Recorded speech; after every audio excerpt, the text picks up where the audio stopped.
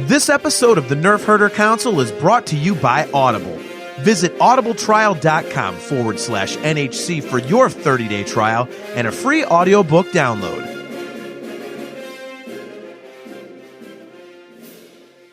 I'm Kevin Thompson. I'm Chubray from Return of the Jedi. You're listening to the Nerf Herder Council. Why, you stuck-up, half-witted, scruffy-looking Nerf herder. You can't use that word. Only we can use that word. Used in trailers, but it was never intended for the movie. I think it was just like literally on the day. I think Felicity was standing there, and it just looked like a great shot, and Gareth just wanted to get it. But I don't think he ever had a place for it in the movie.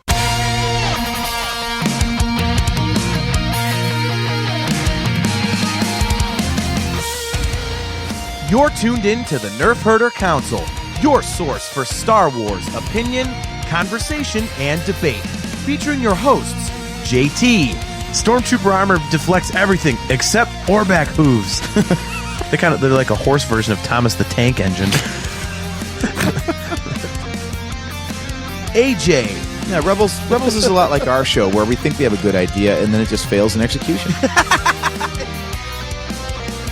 Steve. The vacuum of space does crazy things to your beehole out there, man.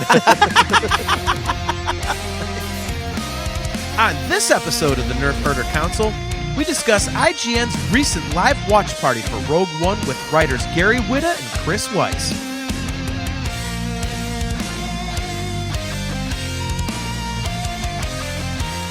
This is the Nerf Herder Council.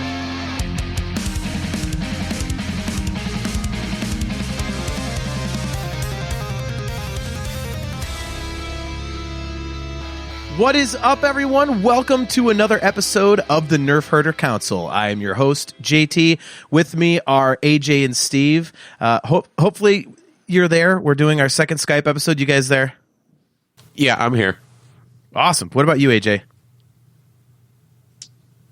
Uh-oh, he's not there. No, just kidding. Okay. Oh, you're not helping Steve with this at all. That was a dick move. No, because AJ's the one that puts it together, remember? So he's screwing himself. That's all right. I put forth all this effort and forgot to close the door to my office, so you're going to hear Ace clacking around and probably come in at some point. That's okay. Well, just wait till a long-winded sentence just wait for a long-winded sentence and then just go shut the door really quick. Yeah, exactly. So real quick piece of really cool news, and then we'll get to what we wanted to talk about. But did you guys see that Disney Plus is releasing a behind-the-scenes program about The Mandalorian on May 4th? It's like an 8-episode thing. 8 episodes, yeah. Yeah, that's cool. I wonder what it kind of, the title makes it seem like it's just like art, but I guess like Jon Favreau is hosting it, and he will be kind of going through a whole bunch of behind the scenes stuff, like interviewing people and all sorts of things. That's going to be pretty cool. Yeah. I'm looking forward to that. I don't know about you guys. Yeah, I saw that on Twitter earlier, and I was like, oh yeah, I'm going to end up watching that thing. That's for sure. Yeah, what's the title of that thing again? I don't remember. It's what is it? Like the art or something. I don't know. The way that it was phrased, it really kind of sounded to me like they were just going to be showing like all the concept art. It's just going to be like, hey, look at these cool concept pieces that we have. Like, okay, what else you got? It's just going to be like 8 hours of concept, like stills from the storyboards or something like that. Right. Based on the end credits of every episode, it looks like we've pretty much seen all the concept art. It was in the show. Pretty much. Like, that was the most accurate to screen concept art I have ever seen. Yeah. Oh, here it is. Okay, so it's called Disney Gallery, The Mandalorian. I think maybe Disney Gallery is a show that it's like a series of theirs, and this one just focuses on The Mandalorian. Something like that. Yeah, I'm looking at IGN, and it says it's a documentary based on and around the production of The Mandalorian. So it just seems like it's all behind the scenes stuff. IGN generally does good work, and last night happened to be a perfect example of them doing good work, because last night they had a live watch party for Rogue One that AJ and I sat in on, and it was with the writers of the movie, and I was a little bit late to the party, so I know Gary Whitta was on there and Chris Weitz, and there were two other guys. I think there was a host and somebody else, but I was stupid. There was a thing on the bottom right-hand corner of the screen that said, sync with us. And I was like, okay. So I thought they were going to play the movie and the guys were going to talk over it. But no, it turns out you have to turn the movie on yourself. And then the YouTube thing was like basically like a commentary track. So I eventually got it synced up to within less than a second, which was pretty cool. But yeah, it was awesome because, they had, like I said, Gary Whitta talked a lot, and there was some really interesting stuff on there. And AJ, you would know better than I do because I don't know this story, but what is the whole like chronology of the writers and all that? Because I always was under the impression that it was, Gareth Edwards directed it, but then there was some big massive problem or problems, and then Tony Gilroy came in and he's the one that fixed everything. But that's not the case from what they were saying in the commentary last night. Yeah, they really made it sound like it was more collaborative. They gave credit to both guys throughout the movie. So I don't know if that's just them towing the company line or if it was more a case of, productions are never linear. It's not like you begin shooting day one with the intro scene of the movie and then go from there. So it may have just been a case of all the things that they mentioned that Gilroy contributed might have been later on in the production process, but not necessarily later on in the movie. Yeah, I thought he was like the third one in line because it sounded to me, and I could be wrong on this. So if anybody's listening and I'm wrong, I apologize. I fully admit that I'm not quite sure on the chronology, but Gary Whitta was the original writer, and then Chris Weitz was brought in to rewrite stuff, and then Tony Gilroy rewrote stuff after that. So because the way they were talking was that Gareth Edwards was the director the entire time, and I thought that wasn't the case. So I love behind the scenes, but I don't pay that much attention. Well, wasn't Gilroy the second unit director? See, again, I don't know. I never saw a full explanation of the breakdown of how that all worked, but it was definitely super interesting because Steve, what was really cool was that Gary Whitta, one of the first things he said was anybody who can't get into these characters is a complete and total douchebag. And I thought that was really interesting because that means you're a total douchebag. Well, everybody's entitled to being wrong once in a while. No, he didn't say that, but they did make comments about, that they wanted to, write characters that people could really get behind in a short space of time. And I thought that was, they completely failed where you're concerned and completely succeeded where I'm concerned.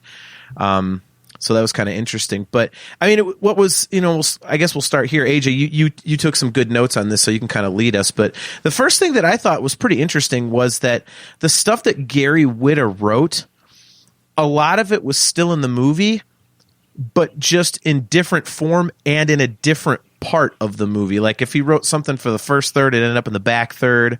And it was weird. They did change a lot of what he wrote. I mean, the general ideas were there, but they changed a lot of it. When we see what's actually in the final cut. Yeah, it sounds like the main parts were there throughout. Like they knew that it was going to be a heist movie of sorts, and obviously an ensemble cast. And he even mentioned that the idea to kill all the characters was his first idea. Because as we discussed, it would be weird if they survived and then play no part in the original trilogy. Sure. But as we know, there were drafts where Jin and Cassian in particular survived.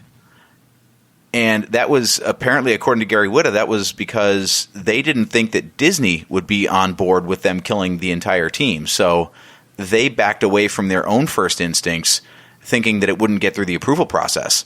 And it wasn't until they actually were questioned by Lucasfilm, about that possibility that they actually went back to their original idea again. So I thought that was really interesting that they were afraid that they were being too dark for Disney, and Disney was like, no, make it darker. This doesn't make sense. Yeah. it's strange to me that, that I'm trying to think how to phrase this properly. I don't know. I'll come back to it because I was thinking about the whole, all the characters dying and stuff. But it was just very interesting to me that they always were like, okay, they've got to, they have to die, because the way that Star Wars is anymore, they have so many different outlets to tell different stories that while I think there would have been a segment of the fan base that would have been like, yeah, why aren't these guys in episode 4 or 5 or this, that, and the other? Like, there's also so many other things that they could have gone off and done on like side adventures that it kind of surprised me that they didn't, keep them in there like that. So that was surprising to me. So, the fact that they always wanted to kill them off, it makes total sense, but I was surprised to find that Disney wanted to do that too. Yeah, that was really surprising. The other thing that I thought was really interesting, speaking of the nonlinear production process, something I don't know if you caught, but Cassian's first scene on the Ring of Kefrine, Gary Whitta said that was actually Tony Gilroy's addition. So it's weird because it's not that big of a deal. Like, yes, okay, that's where the intel gets relayed, but as far as like character development, I never thought it was like that pivotal, but apparently that was one of the last things that they shot. So they were still working on making like the first 10 or 15 minutes of the movie play out the way they wanted at the very end of the production, which is really weird because you think you'd have that pinned down and you'd be working more towards how do you get to the finish line. Yeah, and I think that's one of the things that came through in the fact that they had 3 different guys end up writing on the movie, was that things changed a lot, and it was like kind of like 3 different visions, and like some of each came in and ended up in the final cut. Honestly, I can see why they put that scene on the Ring of Kefrine on there, because I know that when I first saw the movie, I'm like, okay, who is this guy? Like, is he a bad guy? Like, what? Who is this? And then he's in the Rebel Alliance, and I was like, well, wait a minute, like, why did he do that evil thing then? Why did he just blow this crippled guy away? Like, what the heck is that? So I think I can see why they put it in there, because it really kind of sets the tone for, you don't know what this guy's going to do. And, because he doesn't really do anything else that's nefarious. I mean, they tell him to go kill Jyn Erso's father, Galen Erso, but without having background that he'll do whatever it takes, even if it's kind of slimy, you're just like, okay, well, he's going to bail on it, whatever. But when he goes out there to kill Galen Erso, because you've already seen that other scene, you're like, oh crap, is he really going to like off this guy? So I kind of see why they did it like that. So, it's a smart decision. Steve, so you didn't see any of this? Your internet crapped out, you said? Yeah, it kind of disappeared around 7 o'clock last night, and Lord only knows when it came back. I just know I woke up and I magically had internet again. You've crapped on Rogue One so many times about not liking the characters that your internet was like, no, you're not going to watch this. Yeah, maybe. You disrespectful ass. Maybe it saved me. No, see, it was cool. No, it was cool I really do like the movie and everything. Like I said, it's just it always goes back to the not like I like to have more character development. I like to know my characters, and having them show up and die in the same movie just didn't do it for me. That's all. Do you think if you would have seen this last night and heard about why they wrote the characters in a certain way and the interactions and everything, that it might have helped you to kind of identify with them a little better? It's possible, but at the same point, like, I get what you were saying too, that it makes sense because of the timeline and everything. It's like you couldn't have them survive and then have everybody question where they're at in episode 4. So it would have forced them to make another movie, even though that wouldn't have been a bad thing, or it would have forced us to do what we complain about all the time and drive you into comic books or something else to figure out what happened to everybody. And it's just kind of a pain in the ass. So it makes sense. I totally understand why. It's just, for me, it didn't hit me very well knowing that they were all going to die at the end of the movie when I just got introduced to them. That's all. Did you go into it thinking they were all going to die? I expected it to be that for sure, but at the same point, I really didn't expect myself not to. I don't want to say not enjoy it, but like I can't get past the fact that I just didn't care, I guess, about anybody when it was all said and done. And you think about it when you watch all the other movies, you cared about what happened to Han. You watch episode 9, you actually cared about what happened to Ben and Rey and everything like that. But after when you go in knowing that people are going to die the second you walk into the theater, it's hard for me, I guess, to sit there and give a crap about them as a character if I know they're going to get introduced and die in the same movie. Yeah, I went in. I didn't think they were all going to die. Like that's such a non-Star Warsian thing to do. I can see that. I mean, I guess I was just picking the timeline as well, going, okay, there's nobody in this movie other than Vader and Tarkin that we know were in the original trilogy. So I was like, I kind of just assumed everybody we were getting introduced to was going to die. Okay. Yeah. See, I just didn't, and I should have known, but going into the movie, knowing it's about getting the Death Star plans, and the Rebel Alliance had won their first victory, you got to assume that it's going to be pretty much a suicide mission. But I never connected 2 and 2 because, again, my brain was just going, oh boy, it's a new Star Wars movie. All right. I'm glad I wasn't the only one doing that, because I totally did the same thing. Like, even watching the movie for the first time, I didn't even realize that everybody was dead until pretty much the credits rolled. I was like, holy crap! Like, nobody made it out on that. Yeah, I think one of the other things that I liked, AJ, and then we'll get back to your notes, but I really hope that they do this with other movies, because it was so cool. Like, I don't know how you had your balance, AJ. Like, I had a little bit of the movie in my right ear, and then I had the commentary in my left. So I had a really nice balance of it. So it wasn't like I had the movie muted. Oh, I've already seen this. But it was really cool because it was like watching it with a fresh set of eyes, but still having that familiarity. And I know that these things look great because they're Star Wars, and I just get so immersed in the universe that it's like, okay, this is what Star Wars looks like. But I really like that they were like, oh, this shot right here is so beautiful. And it's like when it's pointed out to you and you really look at it and search around for what's on the screen, you're like, holy crap, yeah, that's really cool. That is pretty unique. So the fact that they pointed out certain bits of artistry in the filmmaking, it's something that I never really look at because I'm just so immersed in the story and the universe that I don't notice it. And I thought that was cool. They pointed a lot of that out last night. Yeah, that was it was really cool the way they did that, because as writers, they don't really have any control over that part. That's where the director comes in, and the art department and stuff like that. So for them to call out the other people on the production instead of just tooting their own horn for 2.5 hours, that was really cool of them. And I think for them it's got to be kind of a thrill, though, because as they write these scenes, they might have a visual in their mind, but they don't know how it's going to turn out on the screen.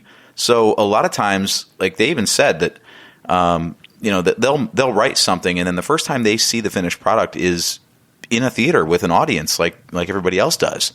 So it's fresh to them because it's been so long since they've written the stuff, and they don't know what kind of changes it's gone through or what the finished product looks like. Because even if they visit the set, they still are only seeing part of the production. Yeah.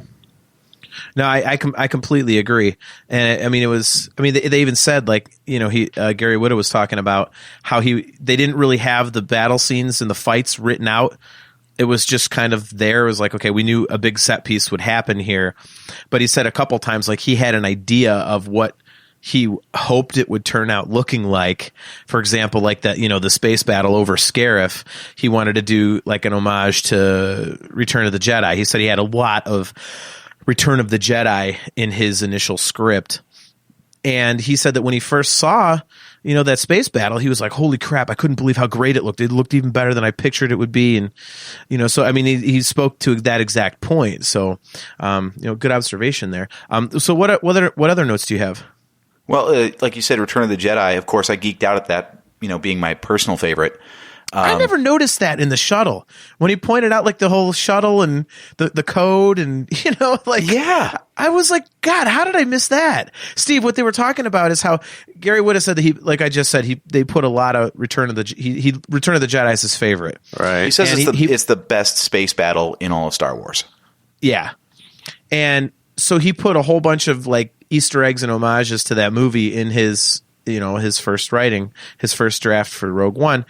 And one of them was when they were flying to Scarif on the stolen Imperial shuttle, that he's like, yeah, that's like totally a huge nod of mine to Return of the Jedi. You've got the stolen Imperial shuttle, you've got the ensemble cast, you've got the the code that you're hoping works, Right. you got the big shield, and I was like, holy crap, how did I never ever catch that? Because when it's pointed out to you, it's so obvious. Oh, right, yeah. It does that sometimes. There's so many obvious things that you never think about, that when somebody finally points it out to you, not only do you feel like an idiot for missing it, but now every single time you watch it from now on, that thing's going to be so glaring obvious to you. You're never not going to notice that ever again when you watch that movie.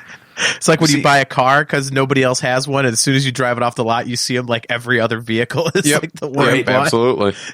No, that's how you do a good homage, though, because we love this movie and we love Return of the Jedi, and we didn't even put that together. It's compared to like sequel trilogy stuff where it's just slammed right in your face, like, hey, you remember this? I like that this was actually nuanced in that way. The other cool thing that he pointed out about that final sequence was Return of the Jedi. The reason they held it up like that was because he said that it's a three layered story going on simultaneously. You've got the space battle going on above the planet, you've got the ground battle going on the planet, and you've got that personal battle going on. In this case, it's not Luke and Vader, it's Krennic and Jyn. But you still got 3 layers of action going on simultaneously, and all plot threads feeding into one final outcome. And yeah, it's crazy because like the thing I love about watching these sorts of things is they're conscious decisions that the writers make, but we as audience members just know if we like it or don't. We don't know why. So like having it pointed out like that, and it really makes sense now when he draws those parallels to Return of the Jedi. I'm like, oh yeah, that is why that's so cool, and why that felt like bigger and fresh and different from A New Hope was because in A New Hope you just had the trench run. That was all that was going on there. And then Return of the Jedi had, another battle above the Death Star, but there was 2 other things going on with it that, heightened the stakes. I never thought of it that way. It's a good point. It's kind of weird. Like, New Hope is the first movie, Empire's the second movie, and Jedi's the third. In A New Hope, like you said, you've got, the trench run going on. That's the only thing. In Empire, you have 2 things, because you've got the Vader-Luke battle, and then you've got, them dealing with the Han Solo and Carbonite crap and trying to escape Cloud City. And then you've got 3 things in Jedi. I mean, I never thought about that.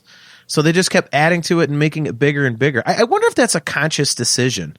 Because, I mean, that's one thing I learned last night about just movie making in general. Like, the amount of thought that goes behind every single tiny, small detail is absolutely fascinating. I mean, they really do nitpick this stuff down to the tiniest little degree, and that was really interesting to me. Yeah, it was really cool. Like they were talking about even details that don't make it onto the screen that just help inform the details that do. Like, or sometimes they just work out in cool ways for visual reasons. Like Gary Whitta was saying that Jin's mom his original concept was that she might have been like a former Jedi, like a Jedi in hiding, because she gives that necklace with the Kyber crystal to Jyn, and they were thinking that Lyra might have been a former Jedi, and that was like the remnant of her lightsaber crystal. And then they dropped the whole Jedi concept, but they kept the crystal, and that was like a cool little symbol throughout the movie. Even though the reason for it being there no longer existed, it still like lent a detail to the movie that really like helped play out through the whole thing, all the way up through the idea that the Death Star laser was powered by the same source as the Jedi's lightsabers. Yeah, that was another cool tidbit, how they were talking about like how kyber crystals are like the source of a Jedi's power, but it's also the thing that's powering this weapon that's going to annihilate the whole universe. It's kind of like a yin and yang thing. Is that, again, I mean, so many of those things were just so cool. So, all right. So what other notes did you take? Well, I wanted to bring this one to the table because this one really caught me off guard when they said that, according to Mads Mikkelsen, the actor who plays Galen Erso, he views Galen Erso as a villain. Like, he doesn't think that planting the flaw in the design was enough to reclaim that character. So, according to him, by designing the Death Star in the first place, the guy was still a villain regardless of whatever he did at the end. What do you guys think about that? I'll let Steve talk to that one since he didn't see it. He can actually comment on this one, like without having seen the. I don't really see that. I mean, everybody's got redeeming qualities. Isn't that kind of what happens mostly to bad guys in these movies, anyways? I mean, Kylo had the redeeming quality. Vader even had his redeeming quality. Isn't that kind of just how it works? Well, having a redeeming quality is one thing, but do you think like Vader was officially like no longer a villain because he chucked the Emperor down a hole, or did all the bad stuff he did before then make him still a villain? Well, he used to be a dick, but isn't that like the fourth quarter conversion to the light side? Like, isn't that why he faded away and became like a Force Ghost Jedi guy again and stuff? Wouldn't that insinuate him being a good guy, not a bad guy anymore? A Force Ghost Jedi guy. A glowy blue thing. That a blue dude. Guy in a robe. We're so eloquent with our speech on this show. Right, yeah. I mean, I didn't see any Sith turning into blue guys wearing robes, did you? No, I did not. No. I mean, me personally, when they brought the point up about him saying, I thought he was a villain, it's like, well, I understand where he's coming from, and I guess you'd have to look at it from the perspective of his choices were die or do what he's told. And he chose the easy way out, which is, I don't want to die. And he just ended up building a freaking flaw into it. So I guess I can see where he's coming from, but it's, if he is a villain, he is a very, very different type of villain than any that we've ever seen before. That's like that. It would almost be like saying that Anakin Skywalker is a villain all the time just because, he turns into Darth Vader. I don't think the end result of what you do defines everything that came before it. And, again, Anakin turned not because he was trying to just be the most evil guy in the galaxy. He was trying to save the life of the person he loved the most. And, Galen Erso, I mean, his choices were death or do what you're told. But in doing what he was told, he also made it to where this thing could be stopped and destroyed. So I wouldn't consider him a villain. I would more, and I can't say he's like a straight good guy because again, he did wuss out. Right. But I would say more a victim of circumstance would be a better way to describe it. I think. Yeah, I never really got a villain vibe off of him. I thought his explanation in the recording to Jin pretty much spelled out everything. He's like, look, I knew they were going to build it without me, but at least if I was part of the process, I could get in the way, build a backdoor in, I could do something to undermine them. Whereas if I was out of the picture, then it was just going to get finished and everyone would be screwed. So that seems very heroic to me because he threw himself under the bus. He's to, serve the greater good. Yeah, I completely agree with that. That's exactly the way that I saw it too. He's like, well, it's a very analytical approach to the situation. It's like, okay, well, one way or the other, the end result of this is going to be there will be a Death Star, whether I'm involved or not. The Death Star is going to exist. So what can I do to stop this? I'm not going to be able to stop this thing getting made. So what can I do to stop it after the fact? And he figured out a way to do that. So I completely agree with you on that one, AJ. I see it the exact same way.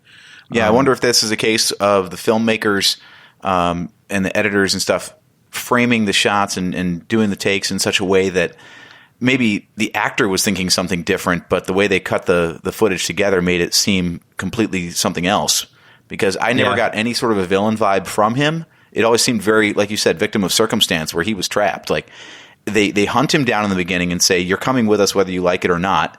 And so he gets abducted into the program after he already tried to escape and stop it.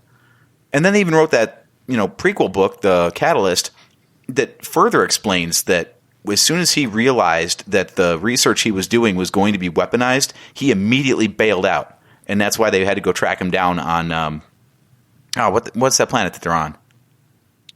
Oh, dude, not Lamu, is it? Yeah, I think that is the first one.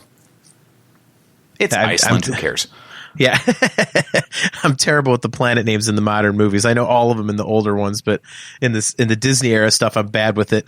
I know Edu and stuff like that, and Wobani and all that. But just make up something and put 2 U's at the end of it. You're probably pretty close to whatever the hell the name of it is. Yeah, right. The cool thing, though, speaking of that whole setup, Saw Gerrera was kind of always in the picture because they had this idea of presenting somebody who was against the Empire, but not necessarily with the rebel force officially.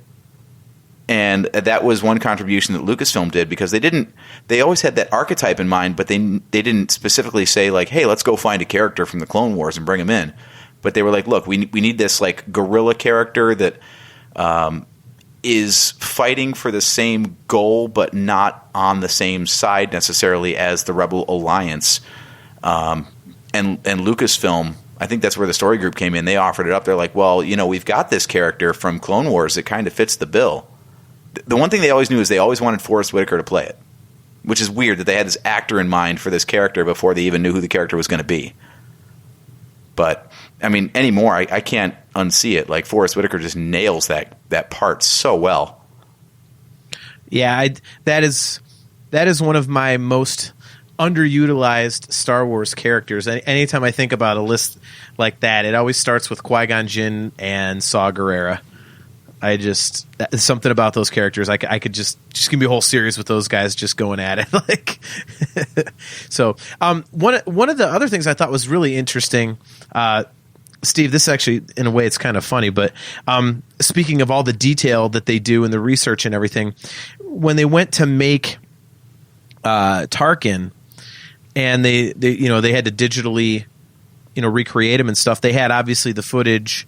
It was in the movie and, takes that weren't used from episode 4, but they actually went back and found a facial cast, a mold that was made of Peter Cushing in 1984. He was in that movie Top Secret with Val Kilmer, and they had to give him like a giant eye. And he had to have a facial cast taken in order to make the prosthetic for the giant eye. And John Knoll actually hunted that down and found this facial cast of Peter Cushing from 1984 and did like he filled it back in and did like a 3D model of it. And that's what they used to do the digital recreation of Tarkin. I was like, who thinks of this stuff? Well, I mean, that explains why Tarkin looked so good and why Leia looked so bad when they digitally did her. Yeah. I mean, that... And it's funny. Lord knows we all talked about it too before Rogue One came out, because none of us really thought that they nailed by any means the digital recreation of Carrie Fisher. And we knew that Tarkin was going to be in Rogue One, and we were like, I don't know about that. But then when he turned around in the movie, it was kind of like a, holy shit, you guys did a great job on this thing. Yeah. That explains everything then, if they had a legitimate face mold that they can make a 3D model out of. Yeah, I mean, but who thinks of this stuff? Like, okay, we got to do this actor guy, and then they're like, okay, what other movies were they in? Did they have any prosthetics? Like, oh my gosh, it's like just the level of detail which these guys just think is, it's fascinating. Yeah, that's why those guys make a lot of money, and we're making podcasts right now. So yeah, exactly. They'd be like, "Hey, write a Star Wars story." I'd be like, "Sweet, okay, it's gonna have the Millennium Falcon. Han Solo came back to life. I want a lot of lightsabers and Jedi kicking ass." We send our paperwork to Disney, and it's literally 4 sentences written on a napkin, and we ran out of ideas. Like we made previs. It's like notebook paper with stick figures going pew pew. Here, we sent storyboard art along with everything to explain it better. We would make the worst Star Wars movie ever. It would be like, if it was a car, it would be like the Homer from The Simpsons when his brother let him build a car. That would be our Star Wars movie. Like, this is going to be the greatest movie ever. And it comes out, people are like, what in Christ's name? I take back everything I ever said about Disney ruining Star Wars. This ruined Star Wars. Well, we've already taken Star Wars podcasting down a notch. We might as well do the franchise. Yeah, right. We're like Hydra. We're taking it down from within. Sorry, I was watching Captain America movies yesterday. That's a whole nother podcast. All right, so what other notes do you have, AJ? I know you said you took a bunch. So, well, I love that you got on the Cushing's face thing because I totally wrote that down too. I mean, I just want to know how you even begin that process. Like, how did you even know that there was a mold to be tracked down in the first place? Well, and then that's who do what you I'm call? saying. Yeah, that's what I was saying. It's like, who even thinks of that? Oh, maybe there was a facial mold of this guy who's been dead for over 20 years. like, wow, okay, like Steve said, that's why they're making the big bucks and we're making podcasts. Yeah, that was absolutely nuts. And there's actually been like a bunch about the whole Tarkin thing that they put out, like right around when Rogue One came out. They were saying like one of the problems that they had was that the lighting on A New Hope was very basic. Like it was a low budget film and it looked it. So one of the problems is the lighting was so drastically improved and different in this movie that even when they got it right, it didn't look right because you'd never seen Peter Cushing lit like that before. So there was a whole bunch of artistry that went into kind of like, with like Digital Yoda too, where they had to like, instead of making him a perfect creature, they had to make him move puppet-like because they had a puppet as the reference. It's weird how like sometimes you have to move away from reality to make something look more real just to match expectations more, Yep.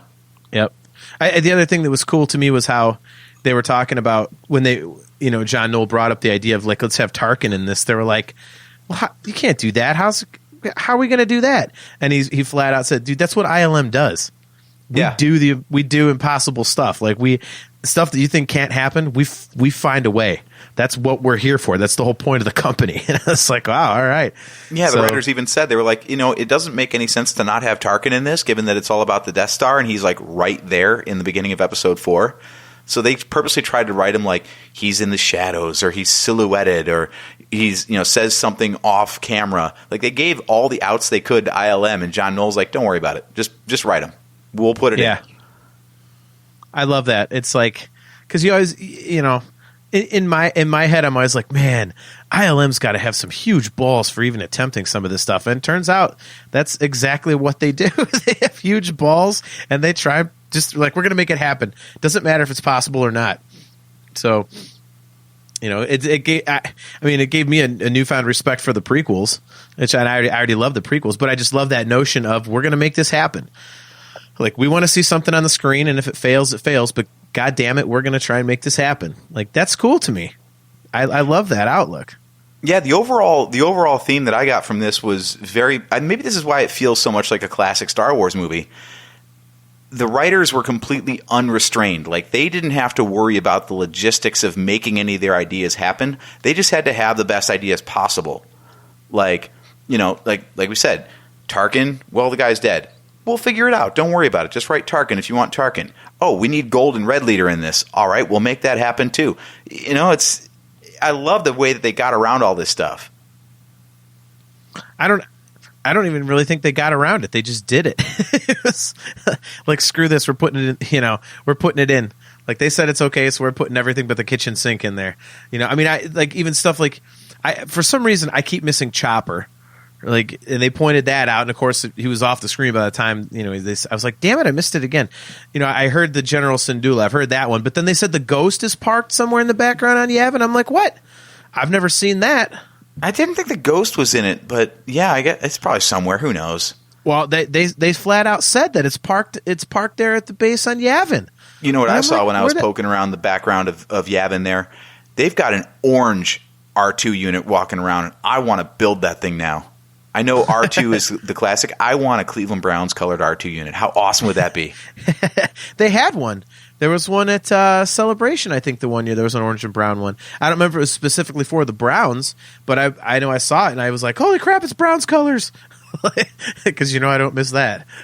But, it was an older version of Browns colors because the orange wasn't quite as orangey. But, but Yeah, I mean, all these different things. And the other thing was that he kind of made reference to Rebels more times than I would have ever thought. I mean, he said there was a few little nods in there to the Rebels cartoon, but I also didn't know it. Didn't he say he worked on that for a couple seasons, Gary Whitta? He might have had some input because they were making that show while they were making this movie. It was. I'm almost positive he said. Yeah, I'm almost positive he said he worked on a couple seasons of Rebels. But yeah, so I guess there's more of that in there than it's all subtle, of course, but. I mean, I could see that because for the most part, if you look at the overall arc of Rebels, it's kind of Rogue One is almost its culmination, right? Like it leads right up to it, and it's all about the formation of the Rebel Alliance. And Rogue One is all about really the cementing of the Rebel Alliance. That's when the alliance officially like comes to pass. Yeah, well, it's their first victory. I mean, they actually achieved something, and that was back to. Something that they commented on that was interesting was they said that the Rebel Alliance was splintered before this. It was, just a bunch of systems and leaders and stuff kind of arguing about what needs to be done or what shouldn't be done, this, that, and the other. And they weren't really a cohesive unit. And then this attack on Scarif and the subsequent, procuring of the Death Star plans and what happened, that was the coming together point for the entire rebellion. And it's like, I mean, that I know I said this earlier, but that's why I hope they do this again with other movies, because this sort of thing is just so interesting because you really look at things in a different way. Like so many things that you don't really think about.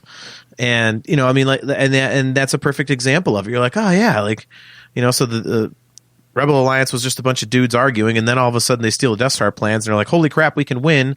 And then they're a legitimate force to be reckoned with. So, dude, it's just cool. Like sports teams when they like sign like a big free agent or something, they automatically become fair weather fans and stuff.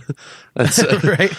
Well, these guys all sucked, and then they won one time, and they got all cocky about it. They're like, "Hey, we could actually be something important here." Right. I think your analogy actually works though, because it's like, when you get those teams that go on like a winning streak that aren't, great, like last year, the Buffalo Bills, like they're not great, but I mean, they were, when we played them, they were like 7-2. And I mean, it's like these teams, they get on a winning streak and they just start believing that they're going to win. It's, they come together. It's, I mean, your point is funny, but it's also legitimately serious. That's a real thing. Like, and I think that was on display in Rogue One. So, yeah, they said that story point kind of fell in their lap. They said when they decided to blow up Jeddah City with the Death Star, they realized that like that was a moment that the Rebel, not alliance, but all the different Rebel factions could galvanize around. Like it's ironic that the Empire created their own downfall, because without the Death Star, they could have just, through sheer attrition, just ground out the Rebel insurgents. There was nothing, they weren't united. There was nothing to like bring them together to cause open warfare. But the Death Star was this rallying cry that caused them all to put their differences aside and work as a team. So it wasn't until Jeddah City was destroyed that they really took notice and realized they didn't have a choice and had to work together to do something. Yeah. And that, according to them, they just put that in as like a teaser for the looming threat, to understand that like this thing was really that close to completion. And then they realized, oh wait, that could be the actual spark. That could be the defining moment that galvanizes the Rebel Alliance. Yep. Yeah. It's just, and again, another really cool decision. And then, also you had mentioned the characters that they put in there, like Gold Leader and Red Leader and stuff like that. One of the things they mentioned, Steve, again, is just these little things you just don't think about. They were talking about how, Red Leader was at the Battle of Scarif, and he's, seen the Death Star and what it can do and this, that, and the other.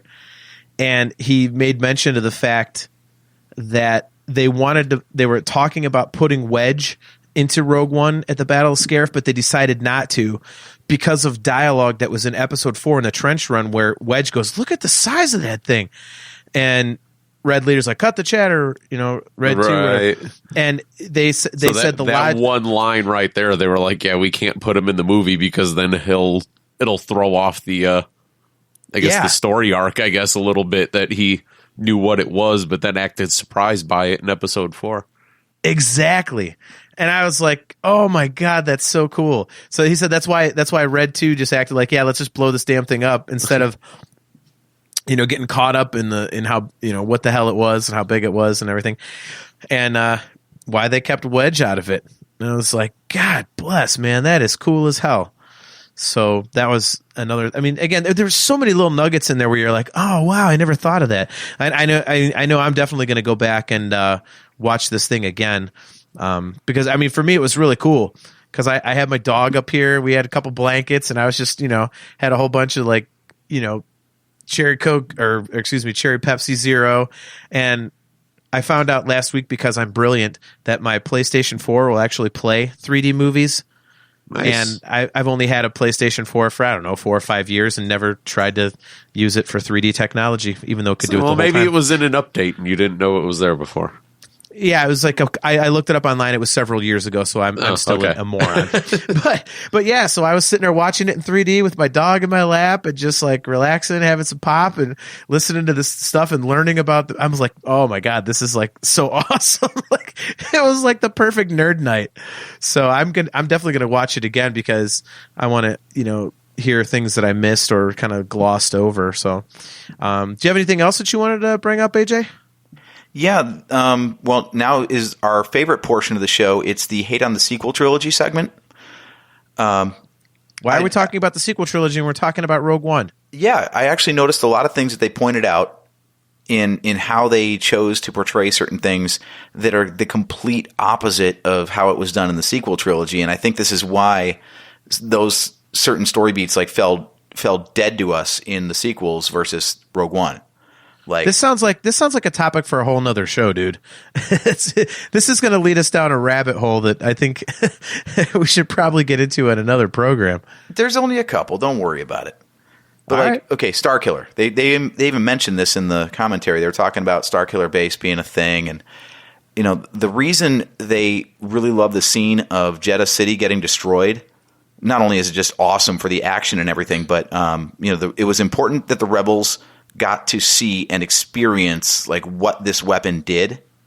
So you compare something like Force Awakens, where Starkiller fires and these nobodies that you've never been introduced to before just see this giant red flash in the sky, and then on a planet in an entirely other system, you see people go, "Oh man, that's really bad." Or even in A New Hope, where Obi-Wan just kind of doubles over for a second. He's like, yeah, something awful just happened. But to see it on the ground, be like, no, indigestion. What? Sorry. Did a planet blow up? Millions of people die, Obi-Wan? No, indigestion. I got gas or something. I just watched that today, and I asked Obi-Wan what's wrong. You just hear him let out a squeaker. Yeah, right. Sorry, I watched that movie literally a couple hours ago, and I noticed that when he did that, he kind of I was like, man, that looked like he had to fart or something, or he had a bad lunch or something. So, anyways, continue. Sorry, that was their way of making the audience really feel what the characters were feeling, was by putting them on the ground during a Death Star strike. I thought that was brilliant because it made for an awesome sequence. And it really made you understand why the characters cared so much about this thing. I don't understand why anybody on Takodana cared or knew about what the hell was going on with Starkiller. They just saw some red streak in the sky and they're like, "Oh my God, this is so terrible." What? Why? It didn't resonate emotionally for me. I don't know about you guys, but I think we talked about that before. It fell flat. Well, yeah, because it's we're going to blow these planets up. And I was like, all right, you blew planets up, but that the Death Star's done that. Why do I care about this planet? Because at least in episode 4, that's Princess Leia's, home world. That's home to her. You just blew up her home right in front of her face. You made her watch it. Whereas this one's like, oh, we're going to blow up some planets. And you're like, all right, what do those have to do with anything?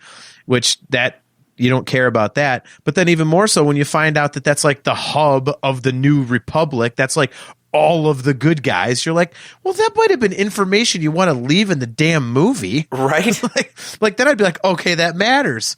Instead, it was some fur-faced dude and a woman and like a couple other people standing there on the balcony like, oh, wow, everything's getting all red.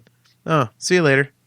Yeah, so like in Rogue One, you actually spend some time on the planet and you care a little bit about the people because you see them and you see the lives that they're leading. And so when that gets destroyed, it actually has emotional impact. I love that. And the other thing, and this will probably piss Gwen off. Sorry, Steve, but apparently Chris and Gary are not shippers because they addressed the whole Jin and Cassian thing and would they have hooked up and why didn't they hook up? And basically they said it wasn't needed. They saw no point in romance being added to this. They thought the stakes and the bond that they had was already strong enough. Well, yeah, in Rogue One, that makes perfect sense. In the sequel trilogy with 3 movies and the fact that you kind of insinuated it from the first movie on, it kind of made sense to not lead it to that, honestly. See, I don't even think they insinuated it. I mean, it was Kylo Ren was a bad guy.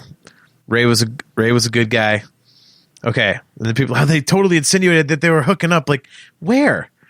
Well, no, nobody's. I mean, if anybody's saying they took it that far, they're idiots. But if you're trying to say that there was no type of insinuation that there was something between the two of them, not so much that they were hooking up, but that there was just some type of spark between them, you're kind of crazy. I probably just wasn't looking for it. I'm not saying it's not there, but I mean, and then it was shoved down your fucking throat in the second movie with all the damn going into each other's minds and everything. So, I mean, in the third movie, you almost had to go for it. See, that I really didn't see. That I just thought it was like some new force power that hadn't been explored before, and it was, they're both like, holy crap, what are we doing? It was like experimentation in the force. I got zero romance out of that personally. Again, you're looking too much into it by claiming romance. So I'm saying just a spark. The fact that they were trying to touch each other, the fact, all that stuff was just like a little. It's not saying that they were going to hook up, but a fact that they were starting to connect with each other. Not so much in a sexual way, but just that they were connecting with each other. That's all. I didn't see that. Again, I saw it as experimenting with the force. Like, okay, like I could see your hand, you could see mine. Can we actually like touch? Is it like, can we like actually have a physical connection? Like, even though we're like forever and a day away from each other, like, and then Kylo constantly trying to get her to take his hand and everything else, and her saying that she saw into the future that she was going to lead by his side and all that. And like, it was, like I said, it was just kind of shoved down your throat in the second movie. So you could tell you live with a Reylo because I didn't get any of that out of it. Yeah. And all you got to do is listen to the movie. I mean, it's all kind of clear as day, honestly. But isn't it funny that like these two movies exist in the same franchise, but they made entirely different choices with similar situations?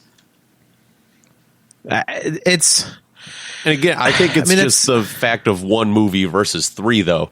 I mean, it would have been incredibly ridiculous to shove any kind of romantic thing into Rogue One on top of everything else when you only had, 2 hours to work with as opposed to 6, 8, however long, the 3 sequel trilogy movies are added together. See, I disagree because I felt like it was very strongly implied in Rogue One that those two would totally hook up, and they just didn't because circumstances dictated that there wasn't time. So that was where it would have made sense if they'd wanted to go that way, and they chose not to. And I think, conversely, when you got 3 movies to build a connection between characters, you don't need to go that direction at the end. Yeah, Well, I mean, again, I've mentioned it before. They did it. Am I the only one that's ever been friend zoned before? I mean, come on. Well, I mean, go back and watch the other 6 movies. There was romance stuff in the original trilogy. There was romance stuff in the prequel trilogy. So, of course, they were going to add it into the new one, too. Yeah, but, I mean, that was more stock. that was, you know, good guy. It was like, you know, Padme and Anakin and Han and Leia. It wasn't like, So they gave you a change, which is what everybody was complaining that they didn't get out of episode 7. yeah. No, I mean, that's a good point. I mean, that's very true.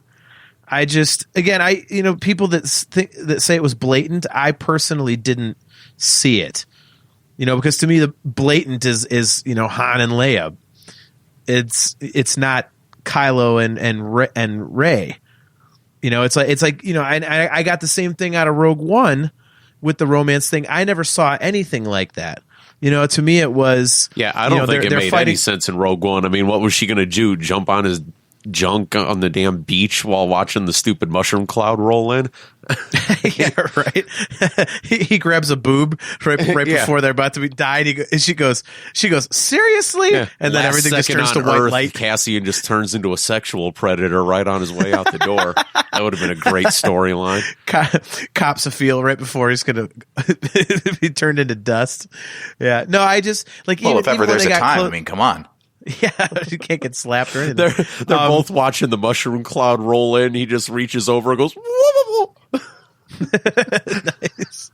Yeah, I don't know. Even when like they were kind of close, like face to face in the hangar on Yavin, and he's like, "Welcome home" or whatever. Or like even then, I didn't think that it was like I didn't think there was anything there. I just thought it was like two people that are absolutely fighting, you know, tooth and nail for this cause.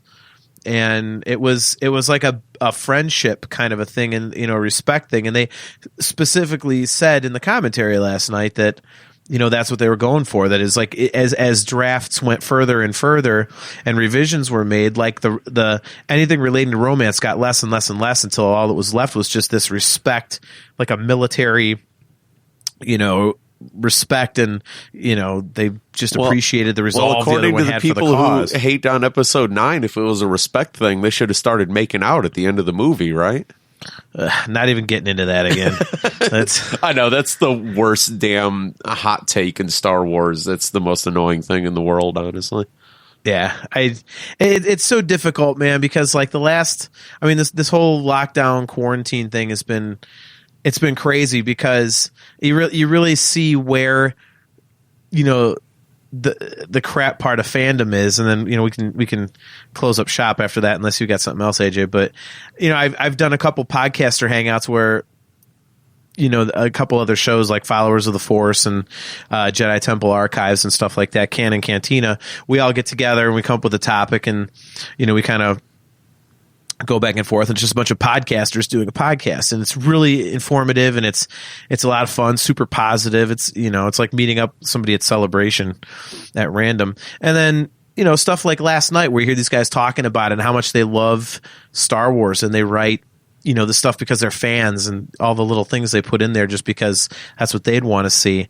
And you know, I've had some interactions with people online recently about the show and about Star Wars. It's really cool. And then, but then if you just scroll through a Twitter timeline, it's like a wasteland, and it's like, oh man, it's so crazy, because it's really becoming more and more evident that like Star Wars Twitter is where you just don't go if you want positivity. You know, I mean, I was in a big long discussion the other day in a Facebook group about Celebration, and totally disagreed with somebody, and we just were conversing back and forth. It wasn't name calling and all this other stuff. It was just, you know, kind of making points and having a conversation about something we didn't agree on.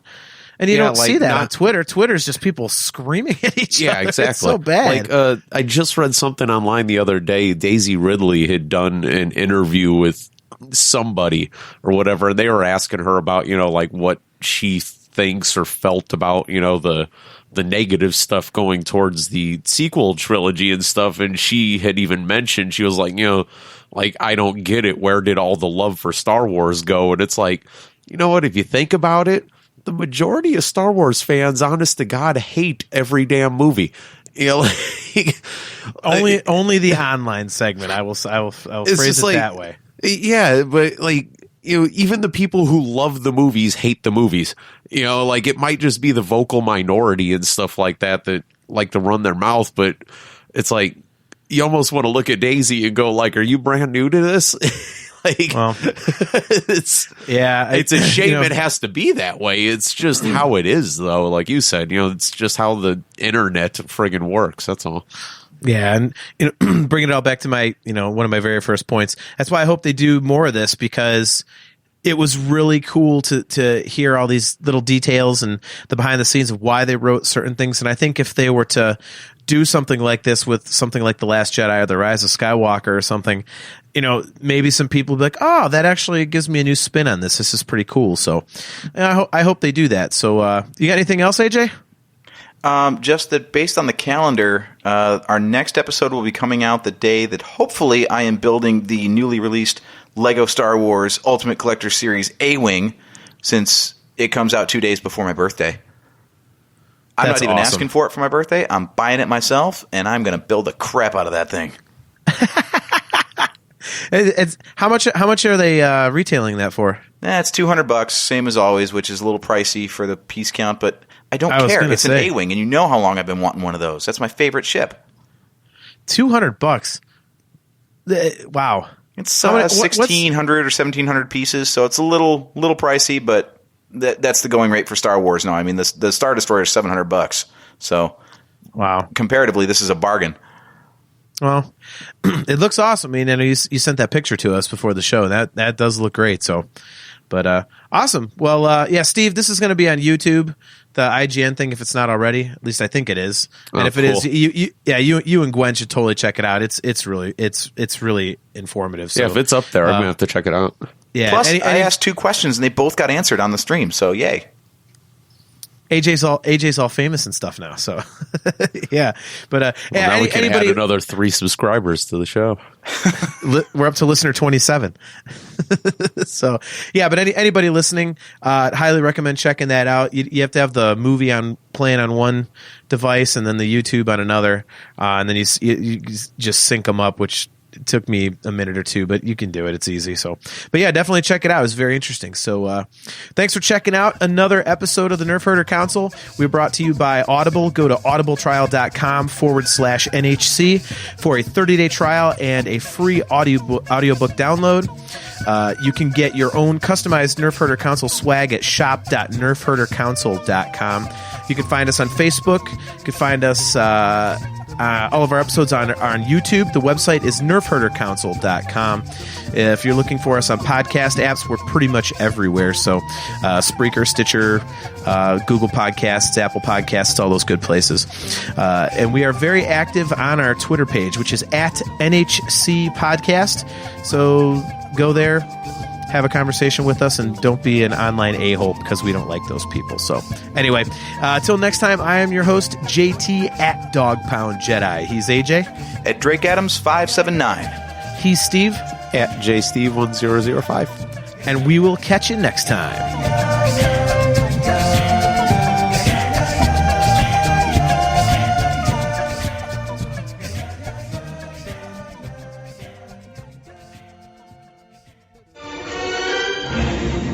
Bucket of bolts is never gonna get us past that blockade. This bucket's got a few surprises left in her. Plus, me and Chewie are on it. Ain't that right, Chewie? Hell yeah, you my Nerf herder. You my Nerf herder.